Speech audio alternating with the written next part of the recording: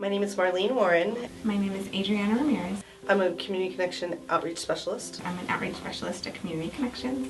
I've always worked in the medical field since I was 18. I've always kind of worked in the social services field.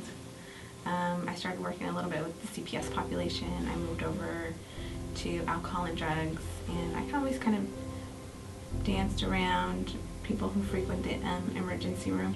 I've worked with a lot of different populations, but this is the first time I've worked with some of Fresno's disenfranchised, impoverished, homeless, and I really have found my niche and found what I really like to do, and it's to work with a lot of our people that are impoverished here in Fresno. So I met Fernando. He was an inpatient, and we were asked to see him due to his frequent uses of the emergency room and his frequent admissions. First thing that I noticed about him was these eyes, these piercing blue eyes, and I'm thinking, are you sure you're just Mexican? He was like, yeah, a lot of people tell me I have beautiful eyes, and I said, you do. We sat down with him and talked to him and found out that he was just like everybody else. He just had a few problems that he needed help with. He could be look pretty intimidating. He has his face tattooed. He's got all these gang affiliation tattoos all over his body. Anytime anybody's willing to work, that's like a gift. A lot of people say that they would want me to speak to like youngsters, like troubled teenagers, youth. And I've been asked that in the past before. I would like to do that, help youngsters out. That way they don't follow my footsteps, what I've been through, I met Jimmy and Kelly. I met Kelly first in the clinic, just to introduce myself because I had been looking for them. I had no idea what they looked like. I just knew there were two names that I needed to find because they were homeless and in need of services. Adrian and I met them when we were asked to help them find some housing because they were living down at the river. We tried to meet at the car wash one time, in a random car wash, and they didn't make it. So I was thinking, okay, these people don't want help. Maybe this isn't the right program for them. They didn't show up, so we weren't sure if they were ready for, to accept services. But then we made another appointment with them, and they showed up, and they were absolutely delightful, and they had the greatest outlook, even though they were living at the river bottom.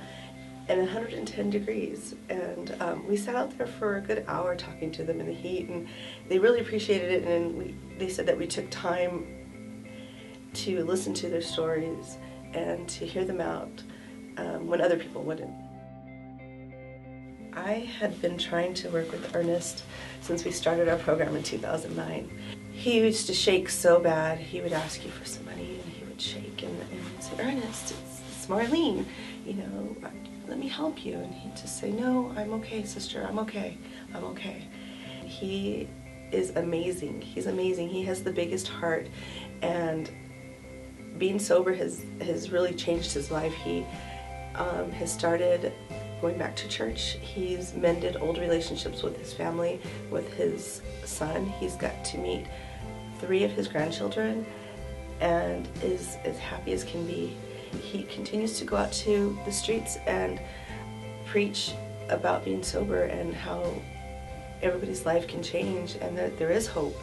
And with that attitude, it just kind of puts some fuel into my fire, and I know that there's hope out there for other people in his same predicament. And so when I try to help patients, I always remember him.